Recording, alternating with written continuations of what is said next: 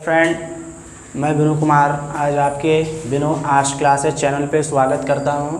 जैसा कि इकोनॉमिक्स से हम लोग बिहार में कृषि के पार्ट 1 वीडियो में देखें कि बिहार में कृषि क्यों पिछड़ी हुई नज़र आती है। आज हम बिहार में कृषि के पिछड़ेपन को दूर करने के कुछ उपाय बताएंगे। यह उपाय क्या है, कारगर है, तो देखते हैं, अपना टॉपिक के तरफ चलते हैं। बिहार में कृषि के पिछड़ेपन को दूर करने का निम्नलिखित उपाय है। पहला में है उत्तरी बिहार में बाढ़ पर नियंत्रण। उत्तरी बिहार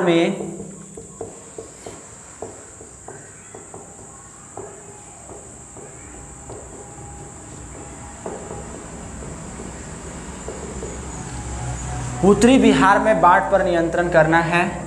सबसे पहले जो यह टॉपिक है ज़्यादा महत्वपूर्ण है।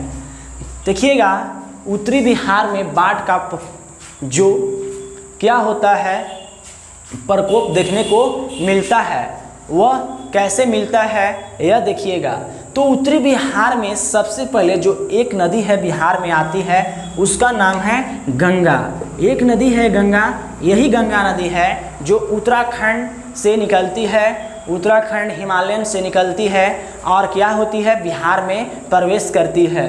तो ये जो गंगा नदी है यह आती है, तो आने के साथ इसमें बहुत सी नदियाँ मिल जाती है, बहुत से नदियाँ मिल जाती है। एक तरफ गंगा प्रणाली की, अगर भारत की नदियाँ आपको पढ़ाया जाएगा तो उसमें गंगा बहुत ही महत्वपूर्ण है, पढ़ाएंगे उसमें देखिएगा बहुत ही ज़्यादा इससे प्रश्न आता है।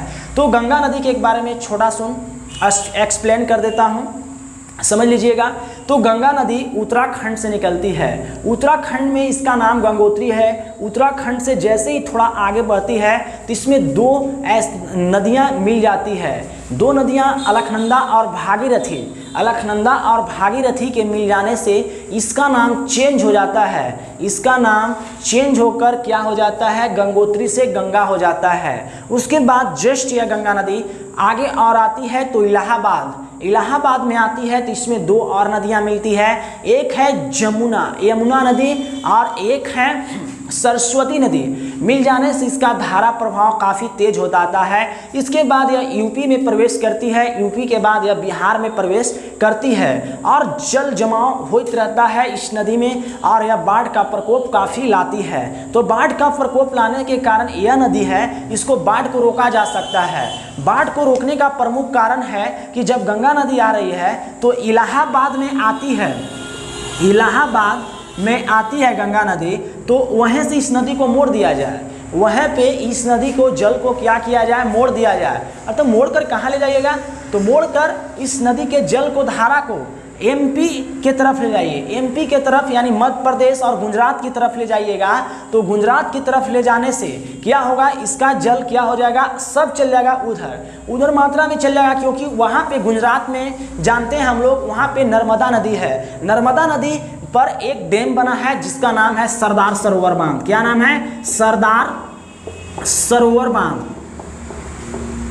सरदार सरोवर बांध जो किस नदी पर बना है, नर्मदा नदी पर बना है।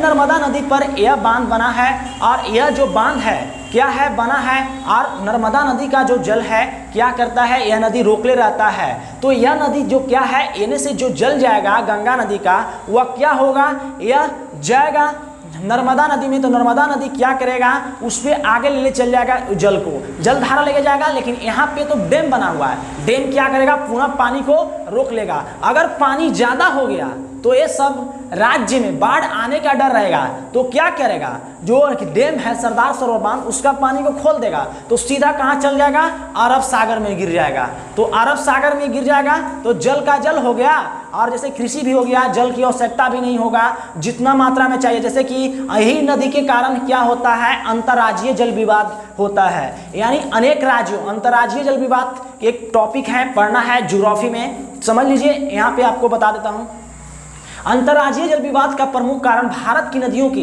कई राज्यों से होकर गुजरने से राज्यों में जल के बंटवारे के लिए विवाद उत्पन्न हो जाता है, उसे अंतर्राज्यीय जल विवाद कहते हैं। नर्मदा नदी 3 राज्यों से होकर गुजरती है, गुजरात, महाराष्ट्र और मध्य प्रदेश। गुजरात, महाराष्ट्र और मध्य प्रदेश, यही तीनों राज्य में क्या होता है, जल के बंटवारा के लिए क्या होता है, विवाद उत्पन्न हो जाता है। तो यही विवाद भी उत्पन्न नहीं होगा, गंगा नदी का पूरा पानी भी चल जाएगा और नर्मदा का तो पानी है ही है, तो पूरा हो जाएगा। अगर ज्यादा मात्रा में और पानी चल जाए, बाढ़ की समस्या हो जाए, तो सरदार सरोवर डैम को क्या किया जाए, खोल दिया जाए, तो पानी क्या चल जाएगा, पूरा अरब सागर में चल जाएगा, जिससे बाढ़ की समस्या काफ़ी कम हो जाएगा।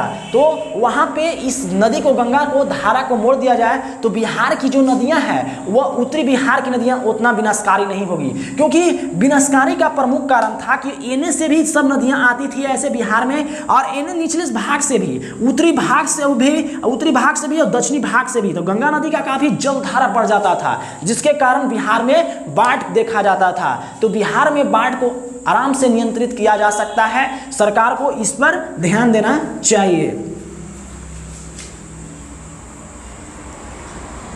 दूसरा टॉपिक है दक्षिणी बिहार में सुखाड़।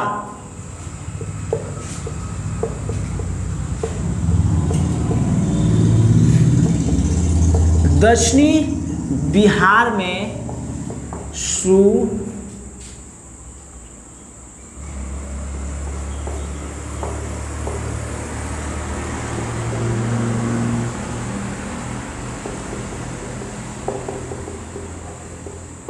दक्षिणी बिहार में सुखाड़ पर नियंत्रण। दक्षिणी बिहार में क्या होता है, अधिकतर नदियां हैं जो हम कारण पढ़े थे, क्या है, सब नदियां पठारी इलाका से निकलती है, जिसके कारण यहाँ पे क्या होता है, काफ़ी मात्रा में क्या होता है, जल का जमाव नहीं रहता है। सिर्फ वर्षा ऋतु में यह नदियाँ विनाशकारी नजर आती है, बाकी इन नदियों में गर्मी के दिनों में इसमें क्या होता है, पानी नहीं रहता है। तो यहाँ सुखाड़ की समस्या को नियंत्रित करने के लिए सबसे प्रमुख कारण है कि अधिक से अधिक सिंचाई की व्यवस्था करना। अधिक से अधिक सिंचाई की व्यवस्था करने से क्या होगा, यहाँ पे सुखाड़ की समस्या को कम किया जा सकता है। जैसे डीजल नलकूप इत्यादि लगाने से यहाँ पे क्या होगा, अधिक से अधिक सुखाड़ की समस्या को क्या किया जाएगा, रोका जा सकता है। तो दक्षिणी बिहार में सुखाड़ की समस्या को नियंत्रित करने के लिए सबसे प्रमुख कारण है नलकूप और आइन जो होता है, जो पोखर आहर, उसको क्या किया जाए, उसमें जल को एकत्रित रखना चाहिए, जो सुखाड़ की समस्या को नियंत्रित कर सकता है। साथ में यहाँ नहरों का विकास नहीं हुआ है, तो नहरों का विकास करना चाहिए। नहरों के विकास होने से यहाँ पे सुखाड़ की समस्या को अधिक से अधिक निपटा जा सकता है। बिहार में क्या होता है बाबू कि नलकूप से यहाँ पे 63% दक्षिणी बिहार में नलकूप से सिंचाई होता है। 63% नलकूप से, और नलकूप से क्या होता है 63%, और 63% और नहर के द्वारा 30% यहाँ पे सिंचाई होता है। तो 30% यहाँ पे सिंचाई होता है, बाकी जो बचता है वह वर्षा ऋतु से यहाँ पे क्या होता है, सिंचाई होता है। तो यह टॉपिक क्या है, काफ़ी महत्वपूर्ण है। तो इतना ध्यान देगा व्यक्ति लोग तो सरकार ध्यान देगा, साथ में नहरों का विकास कराएगा, नहर को सही समय पर उसको बनाएगा और सही समय पे नहर को साफ सफाई कराएगा, तो यहाँ सुखाड़ की समस्या को नियंत्रित किया जा सकता है।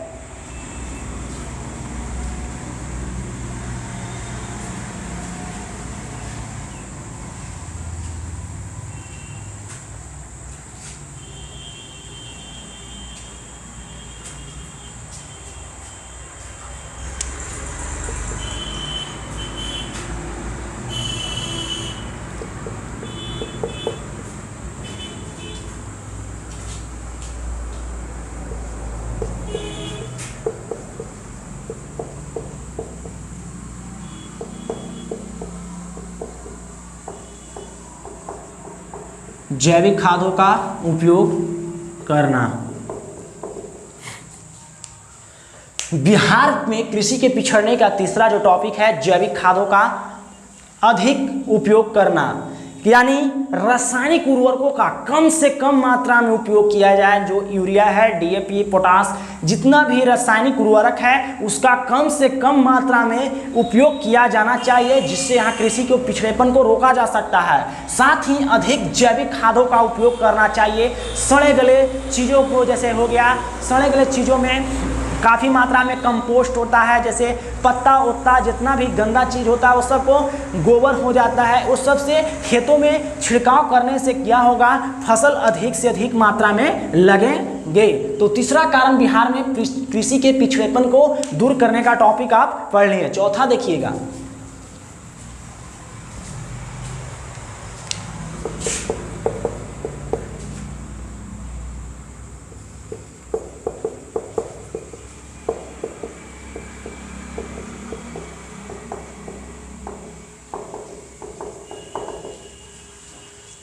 खेतों के आकार को बढ़ाना। खेतों के जो छोटा आकार है जिससे क्या होता है, मिट्टी को सही ढंग से जो उलट पलट होता है, जुताई वो नहीं हो पाता है, जिससे मृदा में ह्रास उत्पन्न होता था। लेकिन खेतों का आकार को बढ़ा देने से क्या होगा, मृदा को सही ढंग से क्या किया जा सकता है, उलट पलट किया जा सकता है, जिससे यहाँ कृषि के पिछड़ेपन को क्या किया जा सकता है, दूर किया जा सकता है और फसल उचित मात्रा में क्या करेंगे, लगेंगे, जिसके कारण यहाँ कृषि के पिछड़ेपन को रोका जा सकता है। पांचवा पॉइंट देखते हैं,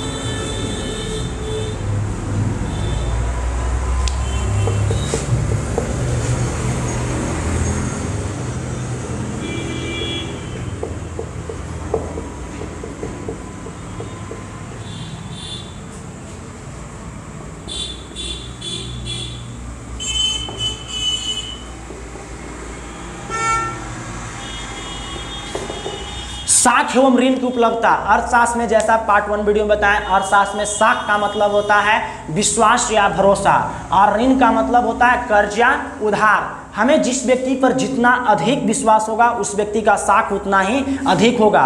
ऋण का मतलब होता है कर्ज या उधार। तो जो व्यावसायिक बैंक है, व्यावसायिक बैंक को किसानों पर से जो भरोसा उठ गया है उसको किसान को क्या करना चाहिए, वो विश्वास को लौटाना चाहिए। किसानों को सही समय पर साख एवं ऋण को क्या करना चाहिए, जो उपलब्धता है वह व्यावसायिक बैंक को लौटा दे, ताकि दोबारा जो व्यावसायिक बैंक हो वह उसको साख एवं ऋण दे सकता है। तो साख एवं ऋण की उपलब्धता करने से क्या होता है, व्यावसायिक बैंक साख एवं ऋण की उपलब्धता करा देगा और किसान भी उसको सही समय पे लौटा देगा, तो कृषि पिछड़ी हुई नजर नहीं आएगी। तो यह कारण पांचवा है।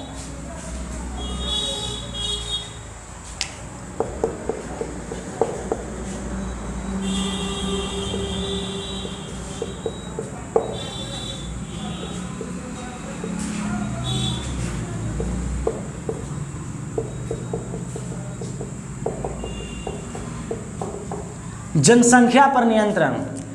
जनसंख्या पे नियंत्रण जैसे बोलते हैं कि जनसंख्या में अभी बताएं कि जनसंख्या में ज़्यादा अधिक वृद्धि होने से यहाँ पे क्या हो जाएगा, अब व्यक्ति की दैनिक आवश्यकताएं बढ़ेगी काफ़ी मात्रा में। तो यहाँ पे दैनिक आवश्यकता बढ़ेगा तो दैनिक अवस्था से यहाँ पे सब चीज़ पिछड़ी हुई नजर आएगी। एक कृषि ही नहीं पिछड़ी हुई आएगी, सब चीज़ स्वास्थ्य सेवा हो गया, आवास हो गया और साथ में कृषि के अलावा बहुत से ऐसा चीज़ है जो पिछड़ी हुई नजर आएगी। तो जनसंख्या पे नियंत्रण करना है। भारत सरकार द्वारा लागू किया गया हम दो हमारे दो को क्या करना है, पालन करना है। या हम कहते हैं कि हम दो हमारे एक आप क्या कीजिए, किसी अनाथ बच्चे को गोद ले लीजिए, तो हो गए हम दो हमारे दो।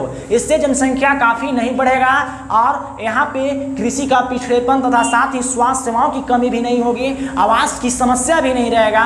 तो इतना करने से क्या होगा, यहाँ पे कृषि में पिछड़ेपन को रोका जा सकता है। तो आज का जो वीडियो था यह बिहार में कृषि के पिछड़ेपन को दूर करने का था, जो आपको बता दिया गया है। अगर यह वीडियो अच्छा लगे तो प्लीज़ मेरे चैनल को सब्सक्राइब, लाइक, शेयर जरूर करें।